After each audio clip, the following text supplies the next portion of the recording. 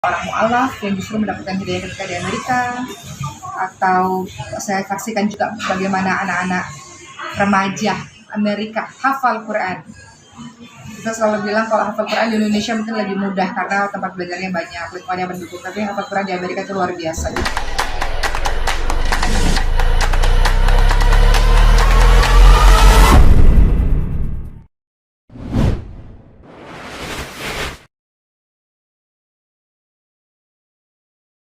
Ya, Ustazah Sofi, sebelumnya selamat akhirnya sudah kembali lagi ke Indonesia.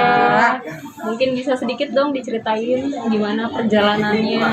Iya, alhamdulillah kemarin itu selama 2 minggu ada di Amerika, setelah itu karantina. Kepergian ke Amerika kepergian yang pertama kali dan pengalaman pertama, alhamdulillah.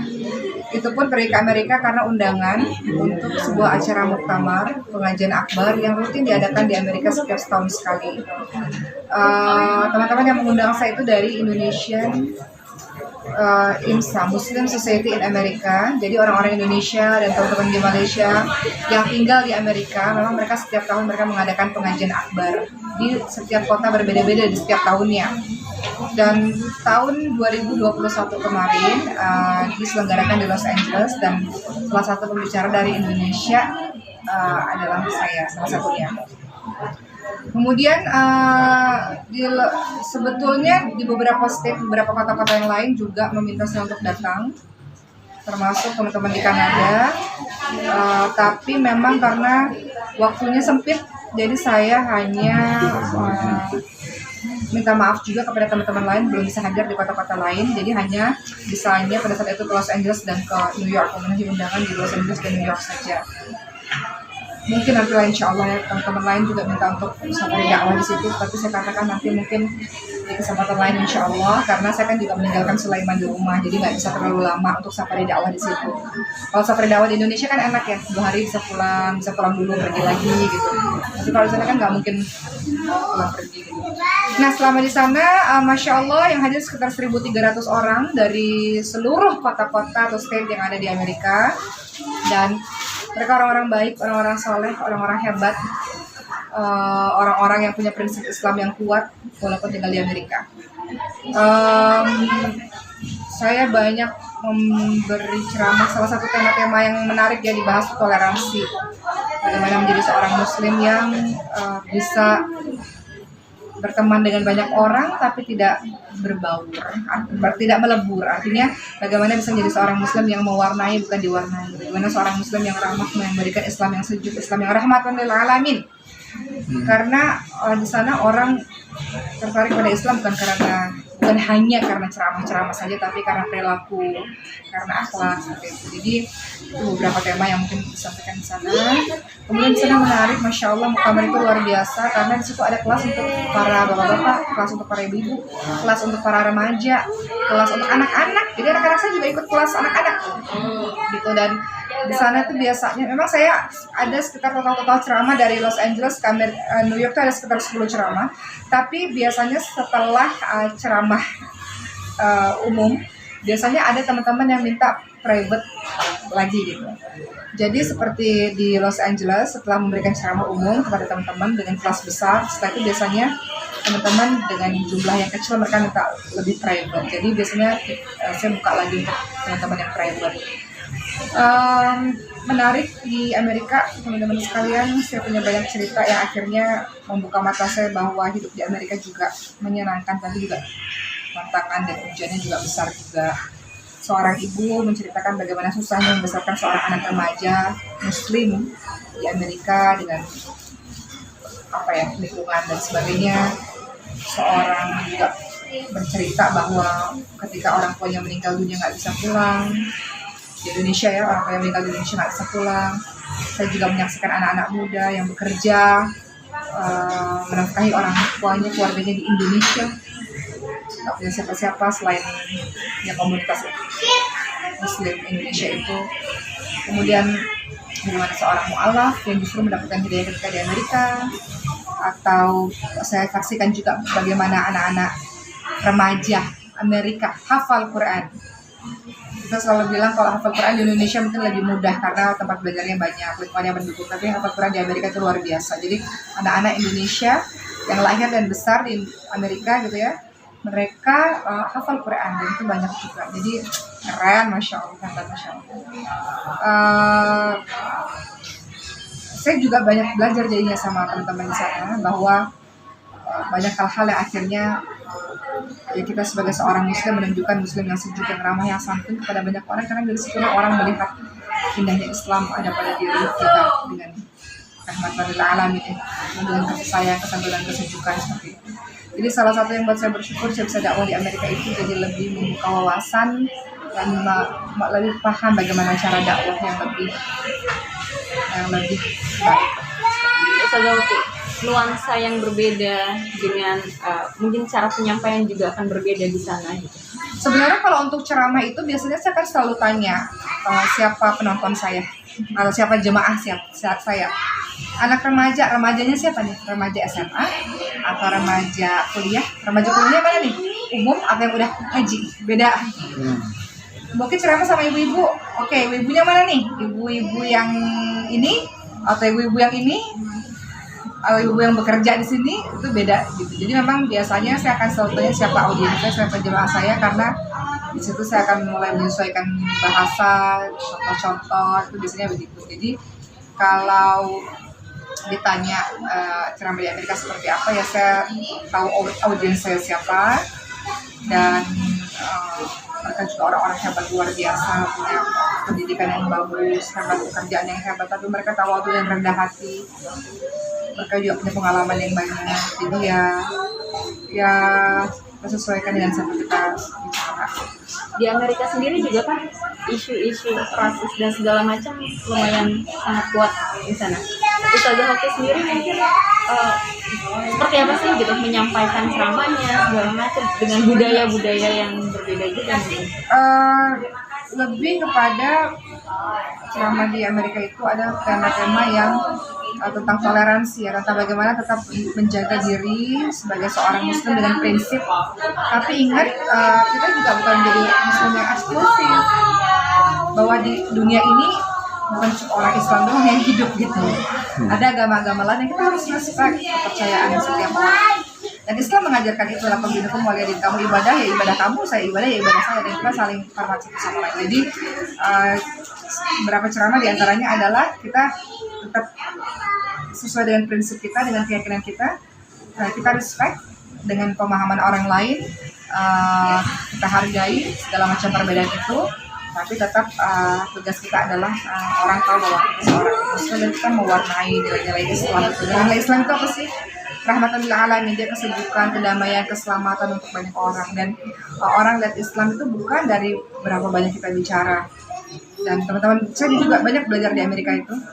Teman-teman di Amerika juga selalu bilang orang terkesan pada akhlak kamu. Oh, muslim akhlaknya bagus ya, oh muslim akhlaknya bagus ya. Saya juga justru sebenarnya banyak belajar dari mereka.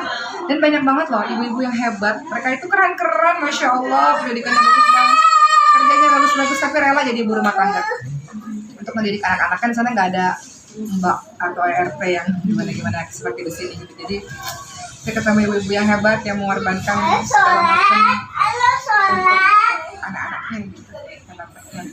Pengalaman yang bisa diambil mungkin dari selama berapa lama maaf?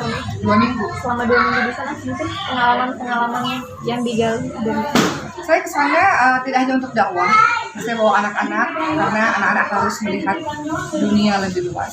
Biasanya kalau saya pergi ke luar itu, saya tidak hanya mengunjungi tempat-tempat turis, ya pasti dikunjungi. Tapi sebenarnya yang lebih penting itu mendatangi kampus dan masjid dan Islamic community di situ. Ada beberapa kampus yang saya datangi sama anak-anak dan saya jelaskan ini salah satu kampus terbaik di dunia. Kampusnya seperti ini kelasnya begini, ruangannya begini.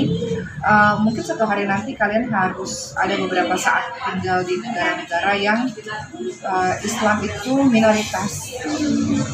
Karena kalau Islam mayoritas mungkin akan jadi berbeda.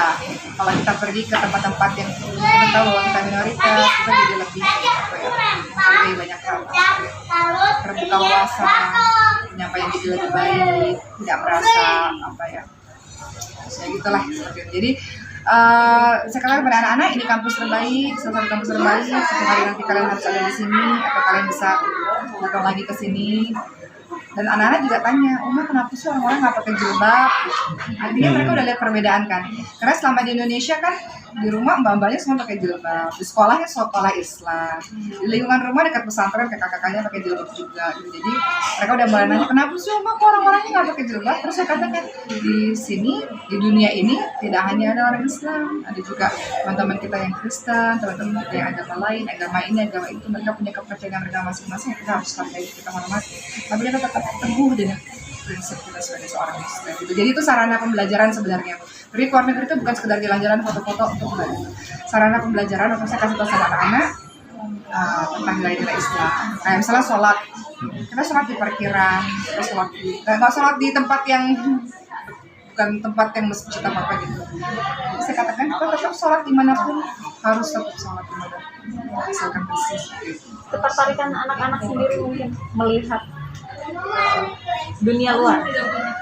Tentu salah satunya adalah anak-anak jadi lebih paham betapa pentingnya bahasa Inggris.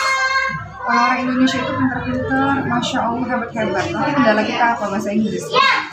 Akhirnya kita nggak bisa bersaing di dunia global. Makanya sekarang pada anak-anak, lihat kalian ini semua orang-orang ini pandai berbahasa Inggris. Mereka bisa bersaing, sejajar dengan orang-orang di berbagai macam negara lainnya.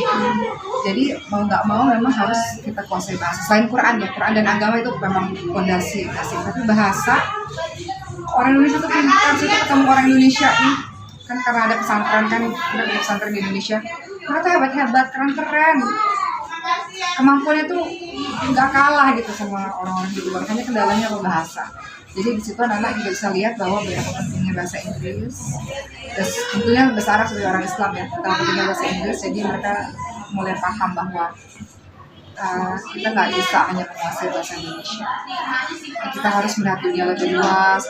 Kalau dengan bahasa Inggris kita bisa belajar lebih banyak, kita bisa bertemu dengan banyak orang, bertemu wawasan. Jadi salah satu yang mereka juga pahami bahwa bahasa Inggris juga. Oke, mungkin kan ini kan pertama kali ke USA ya. Nah, sempat ada mungkin culture shock dan mungkin jet lag juga atau seperti apa Kak? Tantangan di Amerika itu kalau dibilang culture shock enggak ya, karena Amerika itu negara imigran sebenarnya. Di Amerika itu semua orang kan imigran, datang dari mana, orang aslinya itu kan mungkin dalam Amerika. Tapi negara Amerika itu benar-benar beragam budaya gitu, semuanya ada. Yang buat shock di Amerika ya sebenarnya masalah waktu, karena bedanya 12 jam. Jadi itu jet lag. Kami karantina aja itu juga masih berantakan waktu tidurnya. Jadi anak-anak itu udah anak-anak tidur dan bangun jam 1 pagi, udah nggak tidur tuh, jam 1 pagi udah nggak tidur, sampai siang nggak tidur lagi, itu tidur lagi 12 lagi sampai malam tuh anak-anak kayak gitu. Jadi untuk secara waktu kita memang agak kesusahan ya, untuk jet lag kita punya waktu beberapa hari gitu secara waktu. Kemudian secara makanan kalau di New York mudah, karena di New York itu setiap berapa meter ada halal food pakai gerobak-gerobak. Jadi itu enak, tapi kalau di Los Angeles agak susah. Jadi ya lagi di pesawat itu hampir sekitar 20-22 jam gitu di pesawat, dan makanannya bukan makanan Indonesia kan, karena bukan pesawat Indonesia gitu. Karena bisa nggak makan seharian karena mereka nggak suka makanan gitu. Jadi makanan cukup jadi tantangan. Tapi kalau di New York enggak, New York itu makanannya banyak. Dan paling tantangan banget adalah soal jam. Soal udara, ya lumayan. Tapi saya sudah mengantisipasi itu karena saya tahu berangkatnya Desember, Januari, berarti itu sudah masuk winter. Jadi antisipasi anak-anak pakai baju berlapis-lapis. Tapi memang waktu sebelum kami pulang ke Indonesia, New York turun salju. Jadi kita sempat merasakan salju di sana, dan anak-anak happy awalnya, tapi setelah itu rewel ya, karena udah mulai dingin gitu. Melihat itu semua dan dengan padatnya kegiatan di sana, Ustazah Hoki juga semuanya melakukan sendiri. Oh iya, ada siapa? Saya pergi dengan suami, membawa seorang ibu yang harus saya jaga. Ibu punya autoimun, nggak bisa capek, dan 3 anak-anak yang juga harus dijaga. Jadi ketika pergi itu pasti selalu memperhatikan ibu dan 3 anak. Nggak ada pengasuh, nggak ada asisten sama-sama saling bantu lah, suami saya bergantian gitu. Jadi dibilang repot, dibilang bahagia, ini jadi bonding saya anak-anak. Dan bagi saya itu kerepotan itu indah ya, indah sekali karena saya bisa lihat ya nggak 24 jam karena ada ceramah juga, tapi maksudnya setelah ceramah saya bisa selalu sama anak-anak saya yang mungkin tapi setelah besar mungkin susah mungkin waktu-waktu